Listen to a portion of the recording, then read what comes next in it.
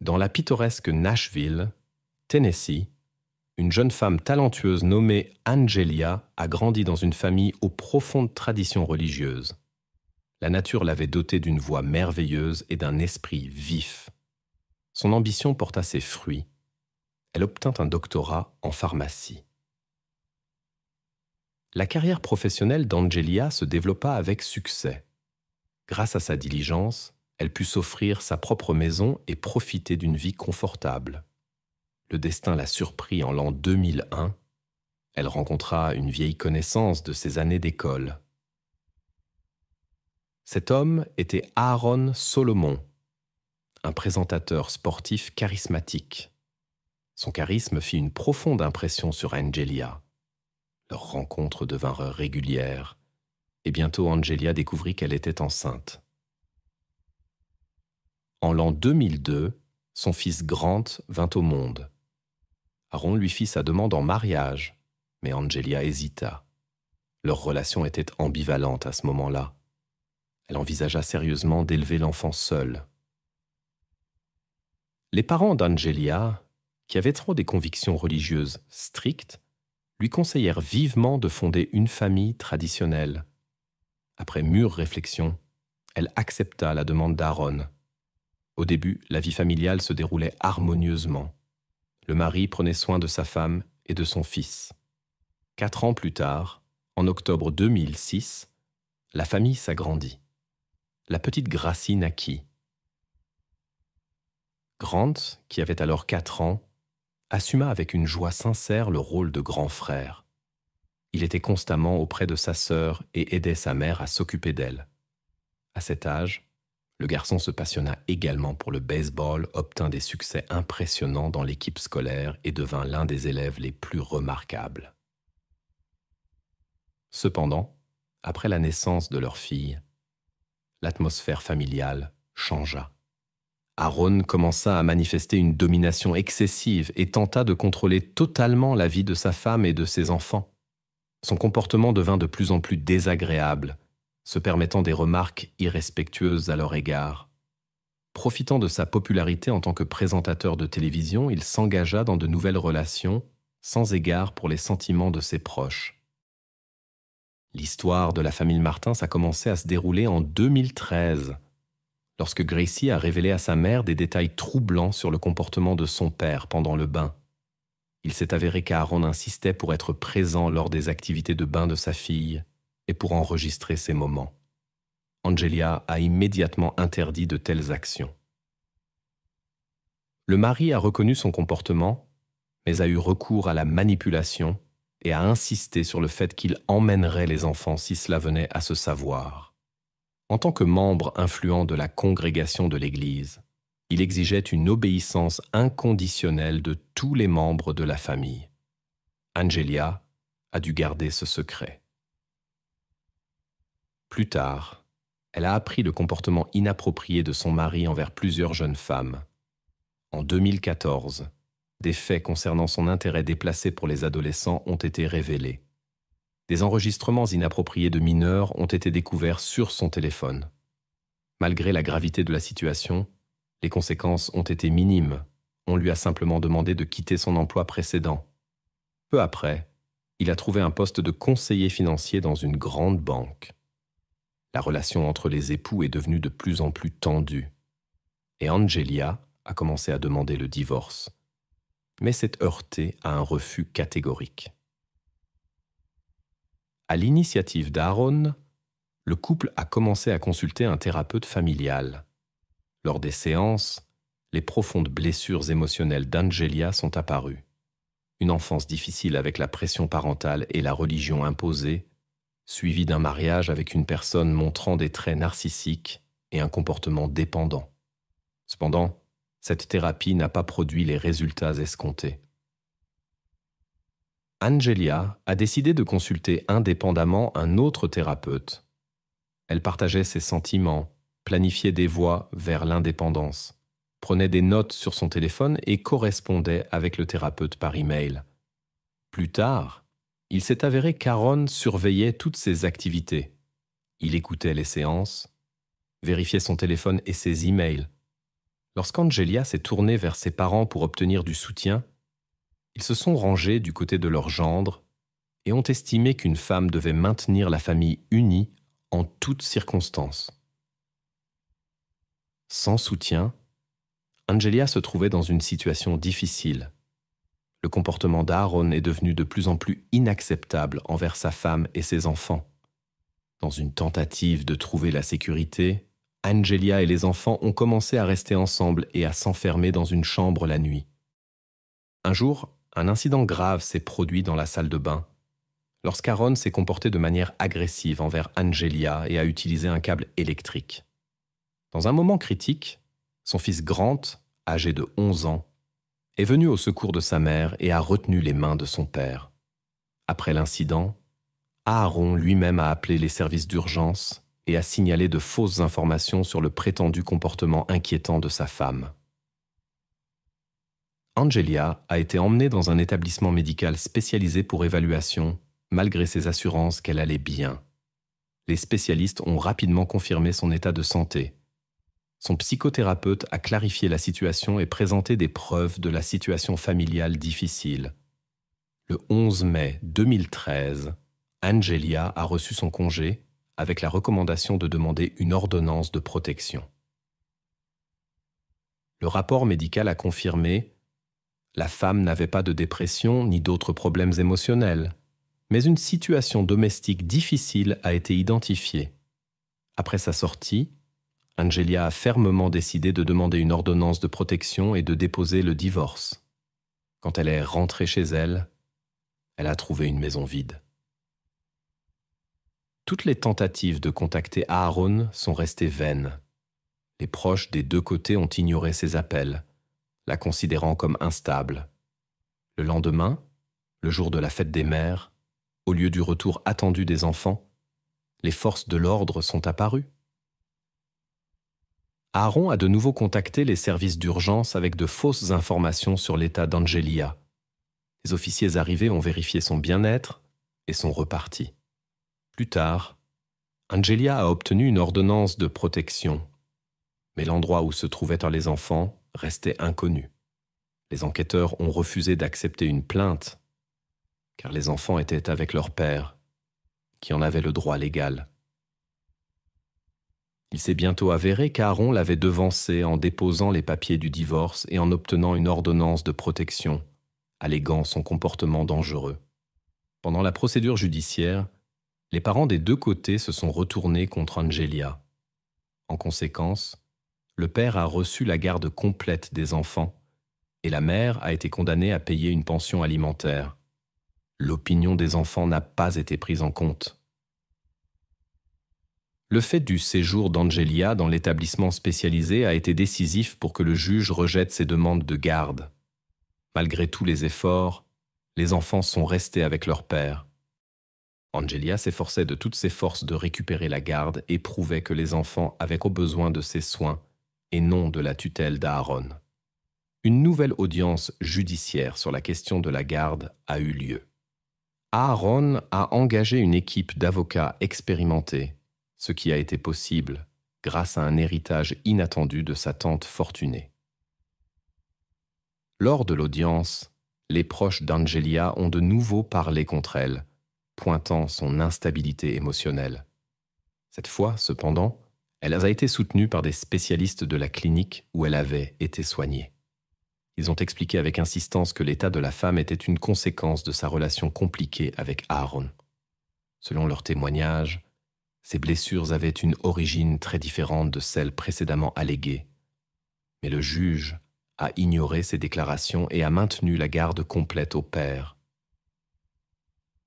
Angelia a continué à se battre et a obtenu un droit de visite de 2 heures par semaine. Lors de la première rencontre, elle a été choquée par leur état. Grant avait nettement maigri, tout comme Gracie, qui présentait des cernes sombres. Il s'est avéré que le père appliquait des méthodes d'éducation strictes, limitait l'alimentation et interdisait toute sucrerie. Il y a eu un incident où Grant a sauté d'une voiture en marche pour fuir son père. Les enfants ont raconté qu'ils pensaient que leur mère avait disparu. Aaron leur avait dit cela quand Angelia était à la clinique et avait insisté sur un déménagement immédiat, invoquant un danger. Les enfants l'ont cru, se souvenant de l'état de leur mère après l'incident, et se sont sentis impuissants. Angelia n'a pas abandonné ses efforts pour obtenir la garde. Elle s'est soumise à un examen médical complet qui a confirmé son bon état de santé. En 2014, le tribunal a augmenté le temps de visite à 6 heures hebdomadaires. Maintenant, la garde principale opère. Début 2015, une vérité troublante a été révélée. Il a été découvert que Gracie, âgée de 9 ans, avait été exposée à des traitements inappropriés de la part de son père. Après les repas, elle s'endormait soudainement et se réveillait dans la chambre de papa avec des marques inexplicables. Le père affirmait que c'était une réaction au maillot de bain, mais elle sentait la tromperie. Aaron évitait les visites médicales même en cas de maladie grave des enfants. Gracie a rapporté des punitions sévères, des intimidations dans la rue et une alimentation insuffisante. Angelia était troublée par ces révélations et se préparait à les utiliser lors de la prochaine audience pour protéger ses enfants des traitements inappropriés. En avril 2015, il y eut un tournant inattendu. Aaron déposa une plainte pour pension alimentaire impayée, suite à quoi Angelia fut arrêtée.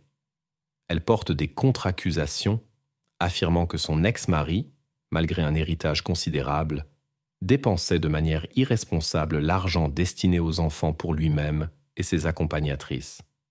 Après l'audience, la femme fut libérée et continua ses paiements. Dans les années qui suivirent, Angelia ne cessa pas de protéger ses enfants.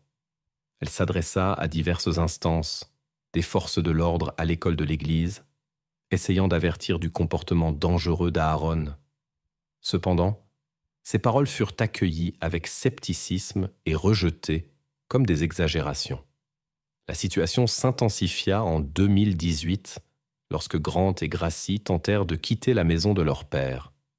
Aaron signala immédiatement leur disparition, les enfants furent ramenés, après quoi le père appliqua des mesures disciplinaires sévères. Quand Angelia l'apprit, elle demanda immédiatement une audience d'urgence pour modifier l'accord de garde. Le 17 août 2018, après le tournoi de baseball de Grant, quelque chose d'irréversible se produisit. Pendant que le garçon restait à l'entraînement, Aaron et sa fille allèrent dans un hôtel. Malgré les supplications de Gracie, 12 ans, pour des lits séparés, le père choisit une chambre avec un seul lit. Ce qui s'est passé cette nuit-là a changé la vie de Gracie pour toujours. Le lendemain, lors de l'audience d'urgence, Gracie raconta ce qui s'était passé. Mais l'avocat du père insista sur le fait que ce n'était que le fruit de son imagination, car un père aimant ne serait pas capable de telles choses. Grant rapporta également les méthodes disciplinaires sévères du père. Restrictions alimentaires, séances d'entraînement interminables et humiliations. Les enfants supplièrent qu'on les laisse rester avec leur mère. Cependant, le juge, qui fréquentait la même église de la grâce qu'Aaron, douta de la véracité de leurs paroles. Il conclut qu'il s'agissait d'une tentative d'Angelia de nuire à la réputation de son ex-mari. Dans cette communauté religieuse fermée, Aaron jouissait d'une réputation irréprochable, participait activement à la vie de l'Église et entretenait des relations avec des membres influents de la société. La demande de la mère fut rejetée, et plus encore. Il lui fut interdit de déposer des plaintes civiles pendant 6 ans. Bien que Gracie ne voulût pas retourner chez son père, les menaces d'intervention policière la forcèrent à se soumettre. Après cela, les enfants cherchèrent de l'aide partout. Ils s'adressèrent aux employés de l'école et aux psychologues de l'église, signalant leur situation domestique difficile. Cependant, le directeur de l'école, qui les convoqua pour une conversation, leur conseilla de garder le silence pour protéger la réputation familiale. Lorsque les enfants tentèrent d'expliquer pourquoi ils ne voulaient pas rentrer chez eux, il dit simplement qu'il avait déjà entendu ces histoires et ne les croyait pas. Après quoi, il contacta leur père. Personne ne prenait au sérieux les récits des enfants, car on croyait qu'Angelia était derrière leurs paroles et les forçait prétendument à faire de fausses déclarations contre leur père. Finalement, les enfants n'ont plus supporté la pression et sont allés vivre chez leur mère. Le père est venu voir les enfants et leur a demandé de rentrer à la maison. Grant et Gracie ont refusé et il a accepté leur séjour temporaire chez leur mère.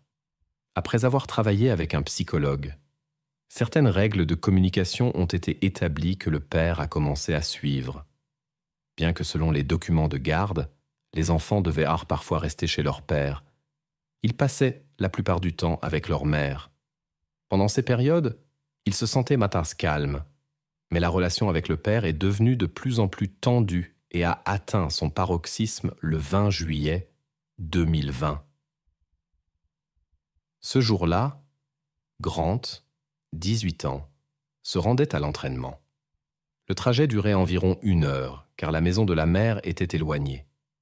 Lorsqu'il est arrivé sur le parking devant le centre sportif et se préparait pour le cours, un incident imprévu s'est produit. Le père était à proximité, étant également venu à l'entraînement. C'est lui qui a appelé les services d'urgence pour demander de l'aide pour son fils, qu'il ne pouvait pas approcher. Aaron a raconté une histoire inhabituelle de l'incident. Selon sa version, son fils est descendu du pick-up pour récupérer l'équipement sportif à l'arrière. Dos à la voiture, il était absorbé par son téléphone.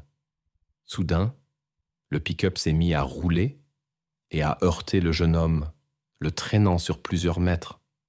Le véhicule est entré dans un fossé profond et en est ressorti. Selon Aaron, il se trouvait par hasard à proximité avec 3 autres personnes et a été témoin de l'incident. Les officiers arrivés sur place ont trouvé Grant sous l'avant du véhicule, bien que les roues ne le touchent pas. Les sauveteurs ont utilisé un cric pour libérer le jeune homme. Le jeune homme était conscient, a reçu des soins d'urgence et a été transporté d'urgence à l'hôpital. L'état de Grant est resté critique et il n'a pas pu être sauvé en chemin. Les médecins ont documenté diverses blessures, mais la cause était un arrêt cardiaque soudain. Lorsqu'Aaron est arrivé à l'hôpital, il a signé un refus d'examen médicaux supplémentaires. Quand Angelia a appris l'incident, elle est immédiatement venue à la clinique. Elle a insisté pour une enquête, mais ses supplications sont restées ignorées. Une situation similaire s'est produite avec les enquêteurs. Ils l'ont considéré comme un accident, malgré les supplications persistantes d'Angelia pour une enquête. Elle était convaincue du manque de crédibilité de la version d'Aaron et a souligné de nombreuses incohérences. En particulier, le type de blessure ne correspondait pas à la situation décrite. Selon le récit d'Aaron, Grant a conduit le pick-up pendant environ 1 heure en direction de l'entraînement. Cependant, les détails ne correspondaient pas. Les vêtements ne portaient aucune trace de contact avec un véhicule chaud, ni d'égratignures dues au contact avec la chaussée. Aucune trace biologique n'a été trouvée sur le lieu de l'accident. Les chaussures sont restées étonnamment propres, ce qui contredisait la version d'Aaron. À l'endroit où le véhicule aurait quitté la route, la végétation est restée intacte, même pas écrasée. Des traces de pneus ont été trouvées ailleurs, sur le trottoir, où les lunettes de Grant ont également été retrouvées. Il est remarquable que le jeune homme ne se séparait jamais de ses lunettes en raison de sa mauvaise vue. Toutes ces photos le confirment. La question se pose, comment les lunettes sont-elles arrivées sur le trottoir si, selon Aaron, tout s'est passé sur le parking? Le père a affirmé que Grant était dos à la voiture qui reculait. Il y avait d'autres incohérences. Comment expliquer la position de Grant sous le véhicule, sur le dos, dans la direction opposée? Une telle rotation de 180 degrés semble invraisemblable. La manœuvre de conduite semblait également douteuse. reculer dans le fossé puis remonter. Personne aux alentours n'a entendu de bruit de l'incident. Tout s'est passé dans un silence total, sans témoin. Il n'y avait pas de vidéosurveillance. Les 3 personnes mentionnées par Aaron lors de la conversation téléphonique ne sont jamais apparues. Le comportement du père était déconcertant. Malgré la présence d'un cric, il n'a fait aucune tentative pour aider son fils, se contentant d'observer la situation. L'emplacement des vêtements de sport était également atypique. Grant ne les laissait jamais sur la plateforme de chargement, préférant la banquette arrière. Le téléphone que Grant aurait utilisé selon son père n'a pas été retrouvé, bien que le jeune homme ne s'en séparait jamais. Il appelait sa petite amie tous les matins. Mais ce jour-là, il n'y a pas eu d'appel. La voiture était restée intacte, ce qui est étrange. Le pare-choc arrière de ce modèle est connu pour sa sensibilité. Avec la sortie décrite, les dommages auraient été inévitables. Le seul témoignage provient d'un homme qui a remarqué Aaron sur cette rue et sur le parking peu avant l'incident. Cela contredisait la version d'Aaron sur une arrivée plus tardive. Lors des funérailles de son fils, Aaron a prononcé un discours étrange dans lequel il a décrit ce qui s'est passé avec Grant comme la volonté de Dieu, ce qui a choqué tous les présents. Le comportement d'Aaron déconcertait les gens autour de lui.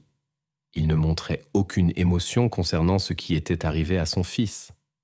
Angelia soupçonnait que son mari aurait pu organiser l'incident ailleurs, puis mettre en scène un accident ici. Des questions se sont également posées sur la façon dont le pick-up aurait pu rouler seul. Le véhicule était correctement garé et n'avait jamais posé de problèmes auparavant.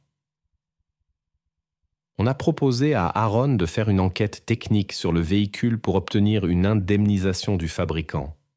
Mais il a étonnamment refusé, bien qu'il ne manquât normalement aucune occasion de gagner de l'argent. L'homme a continué à utiliser cette voiture sans inquiétude pendant plusieurs mois encore. Lorsqu'Angelia a suggéré elle-même de faire vérifier la voiture, Aaron s'y est violemment opposé et a immédiatement envoyé le véhicule à la casse, malgré son excellent état et sa haute valeur marchande. Au printemps 2021, Angelia a réussi à localiser ce véhicule et à faire effectuer une enquête indépendante. Après avoir examiné le véhicule, les experts ont déterminé que l'incident n'aurait techniquement pas pu se dérouler comme Aaron l'avait décrit. Angelia a commencé à chercher à rouvrir l'affaire classée. Elle a rapporté que Grant, qui venait d'avoir 18 ans, avait toujours protégé sa sœur de leur père agressif et voulait continuer à le faire.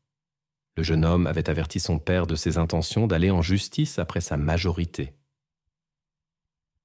Grant et Gracie prévoyaient de couper officiellement le contact avec leur père et de commencer une vie indépendante.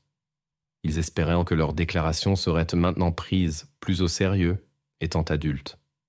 Angelia soupçonnait qu'Aaron avait décidé d'empêcher son fils de le faire par peur. Gracie souffrait profondément de la séparation d'avec son frère, qui était son protecteur. Le 12 mai 2021, Gracie, 14 ans, a publié une vidéo de 18 minutes sur YouTube partageant son histoire sur sa relation difficile avec son père. Elle a parlé des problèmes domestiques et de ses inquiétudes pour la sécurité de la famille.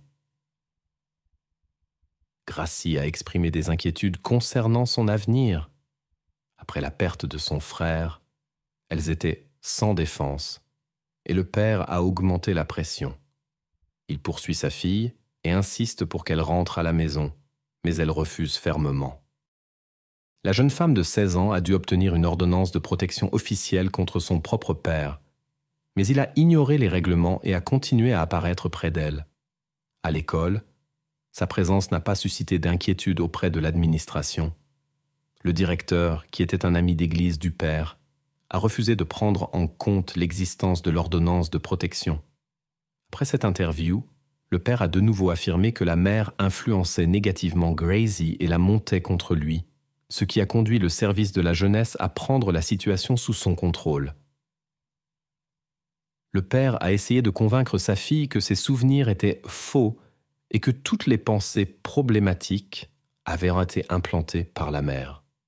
Aaron a déposé une plainte en diffamation contre Angelia et a impliqué des personnes qui ont remis en question les informations dans l'enregistrement vidéo de Gracie. Selon l'homme, Angelia l'a pressé sous la contrainte de renoncer à ses droits parentaux. Lorsque la femme a décidé de se battre pour la vérité devant le tribunal, Aaron a retiré la plainte, mais envisage maintenant, avec l'aide d'avocats, de la déposer à nouveau.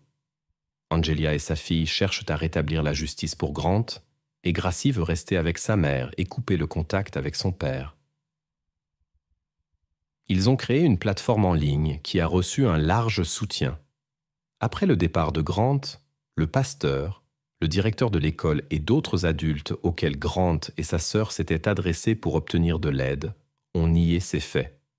Une camarade de classe de Grant a confirmé qu'elle avait, avec lui et Gracie, demandé de l'aide et une protection contre le père à l'administration scolaire, mais avait reçu un refus. Cela ne relevait pas de la compétence de l'école.